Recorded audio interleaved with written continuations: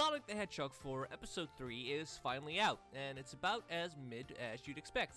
Really, for a game that's been in development for well over 10 years, I'm not really surprised it's this mid. They clearly saw the success of Sonic Mania and pulled this out of development hell. Kind of ballsy to change the models back to classic designs, but you know, Wait, this isn't Episode 3? But the music, and the stupid co-op gimmick? Oh no. Sonic Superstars is finally out, and it's disappointingly mid as all hell. What should have been a slam dunk is nothing more than an overpriced, mediocre platformer inspired by both the best of 2D Sonic and the worst of 2D Mario. Really, in a way, it reminds me of the late 2000s Sonic games. You know, the Rivals, the Unleashed PS2 Wii editions. It's weirdly nostalgic. Nostalgia for a time where every year we get just a nice bit of slop from Sonic Team. What a crazy world we live in, huh? Man, I don't know what the fuck went on at Sonic Team this time around, but my theory that nobody at Sonic Team after 1995 really understood what made Sonic 3 or Knuckles work still stands strong. I mean, just look at any 2D Sonic game dropped after 1994. Any Dimps 2D game is not at all a continuation from Sonic 3 and instead has more in common with Sonic 2. I hate, really despise the constant stream of, "Oh, fans will fix it," that Sonic fans like to throw around. Bad physics? Mods will fix it. Bad textures? Mods will fix it. Sonic fans really like to give Sonic Team a free pass from bad decisions because, we'll just fix it. I mention this because while Sonic Superstars doesn't have any major fans will fix it issues, outside of something I'll mention later, it is very apparent what happens when a team who don't know how Classic Sonic should play works on a Classic Sonic game. And I'm sure this wasn't the fault of Iizuka. Like, for once, I'm on his side and I'm Mr. Blame Iizuka. Evening Star has gone on record stating that for a Mania follow-up they had ideas that didn't line up with Sonic teams. And I highly doubt that anybody but the suits and executives over at Sega heard the ideas for hand-drawn sprites and went, no? Taxman and Christian Whitehead have nearly a decade of fan work to show that they basically turned Classic Sonic in and out to find the best formula, and Mania clearly proved that. Superstars did at least try to emulate Mania. Personally, I was very afraid we'd just get another rehashed 2D game made by Dimps that just continued off from Sonic 2 and ignored what people like most about 2D Sonic. In this case, act transitions, zone transitions, big sprawling areas to explore, actual fun exploration rewards that aren't shitty special stage rings or keys or chow or whatever the fuck they come up with. Like, they looked at Mania and saw what worked and just couldn't make it work themselves. The ingredients are there, but they just couldn't mash it together right, leaving it to be a weird offshoot that just doesn't taste right. So we have to start somewhere here, and I want to save my best rant for last. While the actual zones are pretty fun, the zoomed-in camera leads to a lot of sections where you are doing, you know, the Sonic thing of going fast, and suddenly you're smacked by an enemy that just so happened to be in your way just off of your field of view. Guys, come on, what the fuck is this bullshit? We live in an age where 16:9 is the norm. Why are we still putting hazards off screen she can't react to? I thought we dropped this in the 2000s. Nobody likes having a good time and suddenly being stopped and dropping all your rings because an enemy just decided to be there. I'm fucking looking at you, you dumbass stupid octopus bastards. Speaking of dumbass stupid bastards, who in their right mind looked at any of the bosses in Sonic Mania or Sonic 3 or Sonic 2 or Sonic 1 and went, yeah, let's just have bosses with huge info windows and huge waiting periods? Seriously, who the fuck greenlit this? What are these? Why do you, in a game about going fucking fast, have to wait for a boss to actually decide it's okay for you to hit it? Even in a super form, you're just waiting. It's not fun. Now, you might say, oh, but Mania has bosses like that.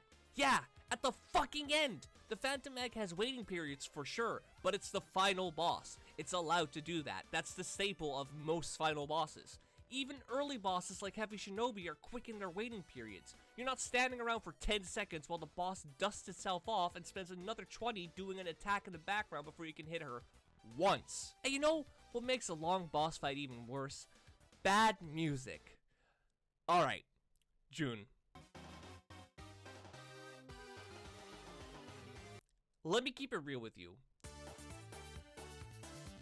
just between you and me. What the fuck are you doing? What, are you this much of a masochist that all of the mockery you got for Sonic 4's soundtrack wasn't enough? Cause if so, well, I can respect that. Same here, brother. Jokes aside, Jun, please stop using this fucking chip you're using because it's not good. It wasn't good in 2009, and it isn't good now. In fact, Jun, just stop making Genesis-inspired tracks. You've lost your touch, and honestly, that's fair. It's been over 30 years. The trash you put out in Origins, and now this just proves you should leave it to the new blood. Subjectivity aside, the actual tracks that sound like they come from somewhere that isn't inside of a cat are fucking baller. I mean, listen right. One of my favorite zones in all of Sonic, just for music, is Rusty Ruins. Well, the Saturn version.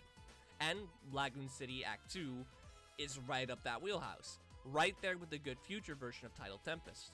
Why, yes, I do listen to Enigma with a candle on in the shower. How could you tell? In an attempt to emulate Mario once again, they've decided to bring back wisps in the form of emerald powers, which, they're fine, but stupidly situational, and 90% of the time I forgot they were a thing until I'm walled by some white blocks or some shit. Really, I just wish they brought back elemental shields and expanded them. There were too many times an electric shield would have stopped me from getting hit by some electrical hazard out of left field. You do get a magnet ability. It doesn't protect you from a hit, so it kind of fucking sucks. I appreciate the idea to try something new and make the emeralds more than just an extra thing to get for a true ending in a super form. But these range from, yeah, it's pretty good, to, gee, thanks, it's nothing. Most of them aren't even useful against bosses because they get off like 3 attacks before you run out until death. And with how long the bosses are invincible, it's barely worth anything. Speaking of abilities, where the hell are Sonic's Peel Out and Insta Shield? I get that the drop dash is good, but this was an issue I had in Mania as well. Why do we not give Sonic his full kit?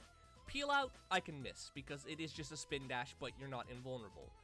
But the Insta Shield is such a good ability, even outside of elemental shields. That extra split second of a bigger hitbox is great to reach an enemy just above you or save yourself from clipping on some spikes. Tails plays pretty much the same as always. I do miss a flight cancel button, but it is what it is. Knuckles, what the fuck did they do to you? It's so unfun to play as Knuckles. His climbing is so fucking slow and his gliding is not used in any good ways in the slightest. Amy plays like she does in Origins and it's fine. I don't have anything to complain about. Her hammer slam run thing is fun. Spoilers I guess, but the 5th playable character, Trip, is basically a better Knuckles with a double jump and no glide. She can traverse walls and ceilings, which is pretty cool. Again, I got nothing much to complain about. She's fine. The level design is made with her in mind, but still suffers from the same issues. Especially because her levels have roaming egg robos with some stupid auto-aim that, if you're not prepared, can snipe you from off-screen the moment you're in their spawn area. Her bosses also have more HP, so you know, those fucking stupid bosses are even longer now. Trip is also one of the first characters in ages to get a super form, and it turns her into a fucking dragon. You get free flying and the usual super form stuff, but it's alright. I don't really enjoy using her dragon form. No particular reason, I just don't really enjoy it. And the stages are too reliant on gimmicks that send you to and from the background, so you're often forced to land again. It's just a bit too clunky, but I do appreciate them doing something new with the super form, even if I don't really enjoy it gameplay-wise. And really, what else is there to say? I've said my piece on this game. It's not bad, far from it, but it's also not super duper good. There's a reason why I've had the words, "Buy Sonic Mania with money," flashing all over the video. The negatives don't outweigh the positives, but in the same vein, the positives don't outweigh the negatives. It's just middle of the road. Mid from start to beginning. No super highs and no super lows. I think the music being this middle of the road is the worst thing about it for me personally, but who knows. Chances are we'll have a Sonic Superstars Plus DLC for $30 with remade music, Encore mode, and playable, like, I don't know, probably Fang. Will I buy that? I don't think so. $60 was already too much for this much of a middling mess, and another 30 on top of that for just another character is not good. And I already got burned by Origins Plus. If you told me like a few months ago that they would just make what is essentially Sonic for Episode 3, I'd have been like, nah, Sega isn't that stupid. Man, I was fucking wrong. Like I said earlier, I hate the idea that Sonic fans know better than the Sonic team, but in this case, Yeah, it's very obvious how much of a difference having a team who knows the ins and outs of an entire genre of very specific video games makes, compared to having a team that made Angry Birds games and Balan Wonderworld. Do I think that new 2D Sonic games should exclusively be made by Evening Star? Yeah, actually. I don't like Dimps, I don't really like Arcest, and Evening Star is the only team that's made a true successor to Sonic 3. Doesn't matter if it's modern 2D or classic 2D, just get Evening Star on there and it'll be a fucking smash hit. Anyway, I'm done with Sonic for this year. Hopefully they don't suddenly release or announce a new game that I can actually play, Sega, within the next few months. I need a break of that blue rat, and I wanna play like a dragon.